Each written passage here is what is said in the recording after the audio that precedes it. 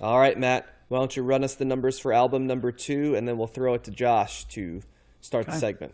So this is Leftoverture by Kansas. Leftoverture is all one word, FYI. It came out in 1976. It's ranked number 329 in the 1970s on Best Ever Albums, number 27 in 1976, number 1,615 of all time. It is Kansas's highest-rated album on Best Ever Albums, and this one did not make Rolling Stone's list. So, John, you selected this. Why? I'll go into it in my portion of it because I don't want to jump on anybody's stuff. So I'll explain why. I'm the second. You do too. Yeah, weighing in, right? So yeah, I'll do that. Yeah, Josh, you go first. Yeah, I don't think I knew Kansas other than "Carry On My Wayward Son," which is the title track or the first track on this album. You know "Dust in the Wind," right? Oh yes, okay, that's not on this album. You did see Bill and Ted, Josh. Yes. Or Old School. Yeah. It's the other time I think of that. Yeah, that's right. Yeah, right. Yeah. You're my boy, Blue. So yeah, I didn't really know what to expect. I feel like in some respects, "Carry On My Wayward Son," "Dust in the Wind" do represent with Kansas, but I feel like there's a lot more here on this album than just that song. Mm-hmm. I feel almost too much, I would say, in some respects. I think they used every version of electronic instrument and synth that's available on this album. I would definitely classify them as a prog rock band. Would you like to know what was used on this, Josh, just out of curiosity? Well, I heard a vibraphone. I know that. There is, yes. Steve Walsh of Kansas plays the vibraphone, piano, organ, and additional synthesizers. Yep. And Kerry Livgren plays the clavinet, the Moog synthesizer, the Oberheim, and the ARP synthesizer is on this as well. So there's also drums and percussion from Phil Ahart. It's a 6-piece band. So yes, there's also 5 members of the production team. So you are correct, Josh. There's a lot here. Yeah, it's a complex, dense album. They, like prog rock bands of yore that we've talked about, they switch tempos and tones pretty quickly throughout the song. Each song has multiple movements, I would say. In fact, Magnum Opus, the last track on the album, has I think 5 or 6 different distinct ones that it labels. Six, yeah. I believe that is their Magnum Opus. Yeah. Yes, and it definitely would be. For reference, those pieces are called Father Padilla Meets the Perfect Nat, GNAT, like Uncle Buck, Nat. Howling at the Moon, Man Overboard, Industry on Parade, the next one. Release the Beavers, and Nat Attack. So there's the 6 pieces. Yeah, the other thing I took away from this is they're really good at harmonizing together, the two lead singers. I think they have strong voices. They really go hard on the guitars at times too, which I appreciate, but they're very willing to dial that back and then like go right into something else like many synths or electronic organs and things, and then they have no problem combining those in different things.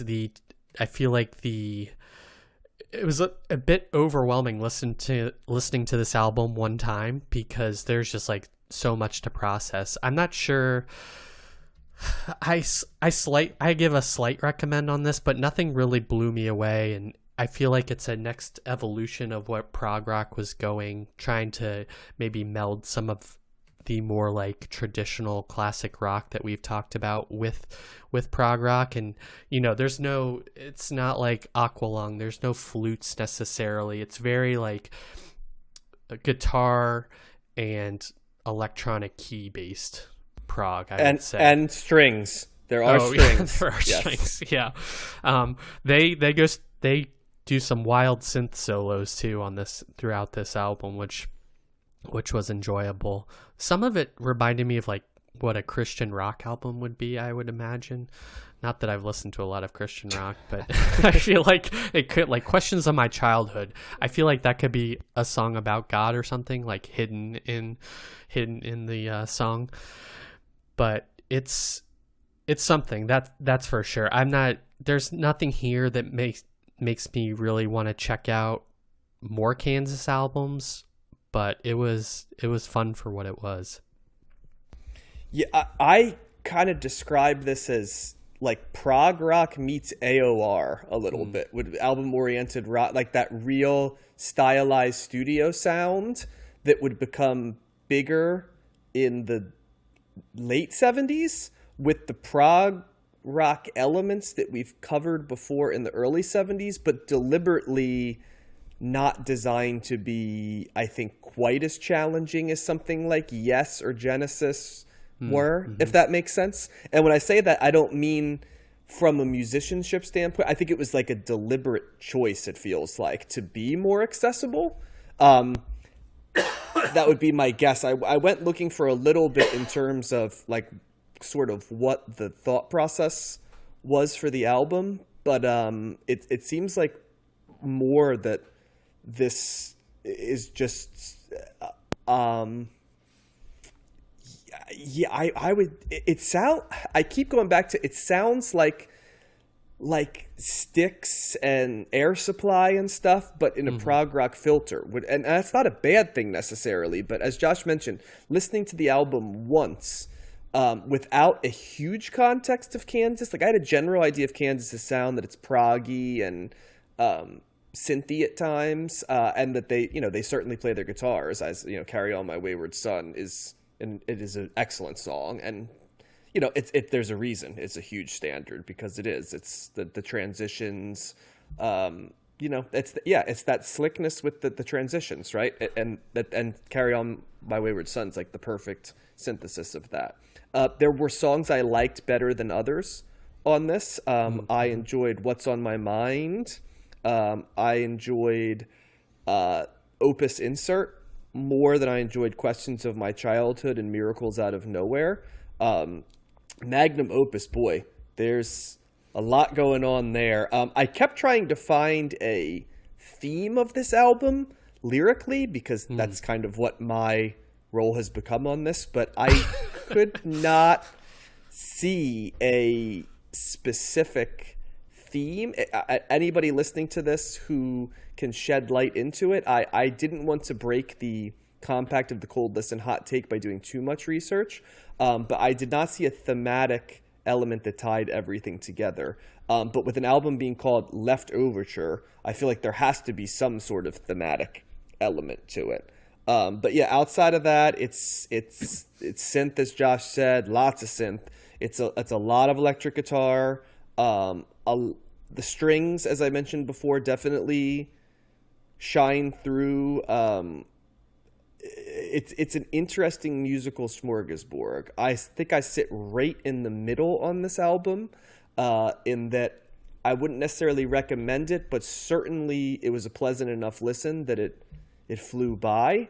I just don't know if it invented new ground, and it probably suffered a little bit from the large amount of prog rock that we've listened to, and maybe suffered a little bit from the fact that we haven't listened to a lot of studio clean rock outside of Boston, which is like immaculate studio, rock in its own way. So I'll be interested to see how it sort of stands up when we listen to a little bit more shimmering studio rock as we go along in the 70s. So thumbs in the middle for me on this one. Yeah. So you wanted to pick is that because you just wanted to cover Kansas and this was their highest rated album? Yeah, I felt like it's Kansas' highest rated album, and once again, like there were, to get to the 6 albums every episode, there were some extra spots, and I kind of started looking for like who are bands that who we missed, and also I felt that there weren't a lot of American rock bands that we were covering. There's a large English influence in the German stuff, and I kind of wanted some more presence of American rock bands on the charts. So not out of bias, but more just to compare and contrast. So yeah. And so it's the highest rated one, and of course it's got their biggest song too. So it figures it's the place to start.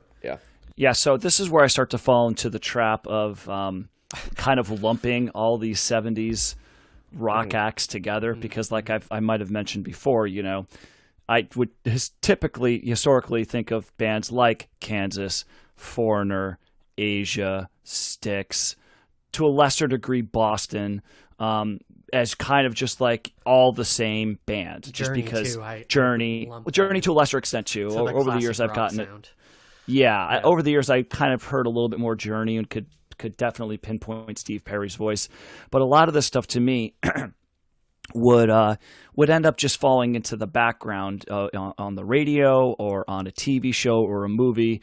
And I knew a lot. Obviously, I know these songs that are hits, but a lot of times I could not pinpoint. Oh, this is a Foreigner song or that's a Kansas song. So it's just interesting, to kind of go through this and be like, oh, as soon as I heard Carrie, okay, oh, that's Kansas, right? And even if I might have heard before that it was Kansas, it doesn't necessarily mean that it's stuck there because, again, I'm lumping them all together. So that's my own, personal bias. I was very surprised by this album. I was not expecting what happened after Carry On or Wayward Son. But I wrote a quote. I wrote down this. By the time I got to the 7th track, I said, if I bought this album, like in the 70s, if I bought this album based on the single, I might be pissed, right? Because the rest of the album is not anything. The single is certainly not representative of what you're getting in this record. And this is going to fall into the category for me of it being really hard to have a real take on how I felt about it after one listen. There's, like you guys said, there is a lot of stuff going on here. Some of it I liked quite a bit. Some of it I wasn't too sure about. I was getting, John, you mentioned some of the bands that you were hearing out of this. I got a lot of Yes. This was Yes was probably the band that came up the most for me. Well, it's primarily a prog rock album for sure. Yeah, and it just, but not just in prog rock, but it was, more so I was getting similar vibes from the sound of Yes, more so than like a King Crimson or a Genesis, and maybe closer to a Supertramp too. I potentially, actually, that's a pretty good comparison, Josh. Yeah. But I got some other British folk I did pick up. I'm like, is this AOR? Is this AOR possibly? So definitely some interesting stuff going on here. I actually did pick up on some lyrics that I thought were terrible. One in particular, there were some pretty bad ones. Which was on What's on My Mind, the song that John said that you was liked. As soon as I heard it, I was like, oh God, we fit together like a lock and a key, and we open up each other's minds. I was like, did I just hear that right? I'm not a lyrics guy. Even I know that's not good. I can't believe I'm going to say this. I can't believe I'm going to say this, Matt, but I think I was more interested in the music than the lyrics on that song. So we totally flipped. And I normally am too. It was just one of those things that it's as soon as he said it in the moment, like I caught it right away, and I was like, oh, that was not good. It's that AOR deal, though. That's the as much as I love that Boston album, right? Like Tom Scholz is not writing, profound songs, Correct. And Journey and Foreigner, mentioned bands you mentioned before. Now, I will disagree with you that some of the bands have very distinct sounds to me. Like Journey, I could tell immediately. Foreigner, I could tell immediately, like the sound that they have. Kansas is always a little bit more difficult because they're not quite in that AOR lane because they're prog elements, and also that they mix so much instrument. They don't have a specific lane, I think. Yeah, I'm not saying like I think they all do sound the same. I'm just saying I never paid attention enough to really know how to differentiate. Yeah. I just can tell that like I was just surprised. I had no idea that Kansas was prog rock, and I don't know if this is representative of their other music, if this was kind of them branching out. I know Dust in the Wind. I don't know it terribly well, but I know it enough. So that's what I was surprised by. It's just like, wow. And I think Josh, you used a really good word, which is overwhelming. I think that there's just a lot of stuff going on here that's just. I don't think it's not bad, right? But this is an album that's going to take me more than one listen. But I think I was pleasantly surprised. I thought I was going to get more of a generic 70s, maybe AOR type sound, and I didn't get that at all, really. And I do like prog rock, and I like there's great musicianship here. Then there's certainly exploring a lot of different instruments. It's just like opening up the closet. What do we got? Let's use a little bit of everything. And so I don't mind that. It's a bit full sometimes. I could see how someone would hear this and feel like this is just too much.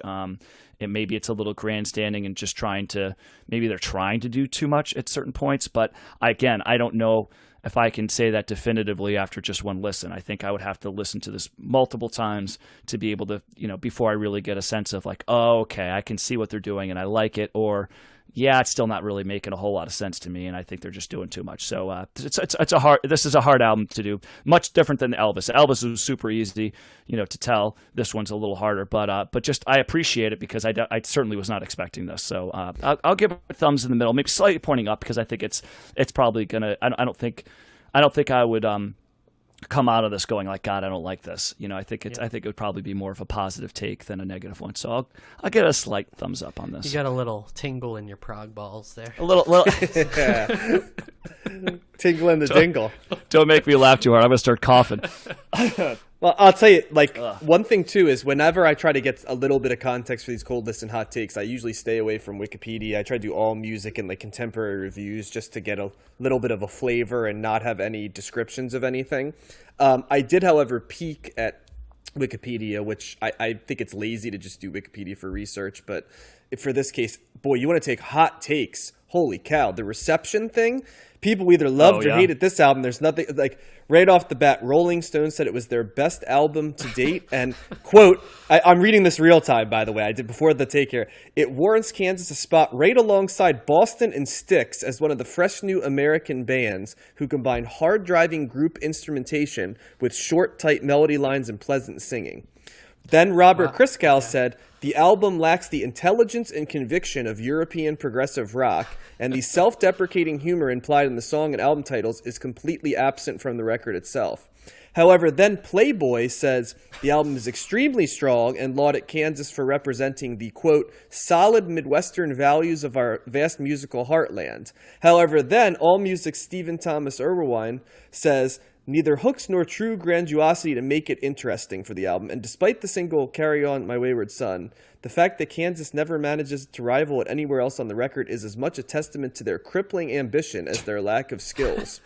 But Carrie Graff, on the other hand, says, who's a musical journalist, said, it's Kansas's breakthrough album and a thorough representation of assorted musical sensibilities. And Ultimate Classic Rock said that Carry On My Wayward Son, Magnum Opus, The Wall, What's on My Mind, and Opus Insert are classics. So, boy, there is a wide range of opinions on this album, which makes it even funnier that we're sort of right in the middle neutral on this, because this was like a hot take machine for the critics. So I think that there are no hooks on this album. I think that's why Carry On is such a iconic song that people remember, because you can sing along to that and remember how it goes. And it's got a great guitar riff. Yeah, and I was air drumming. Yeah. I feel like I know where all the drum parts are. It is like a top 5 Guitar Hero Rock Band song of all time. It's probably top 3. It would come to think of it.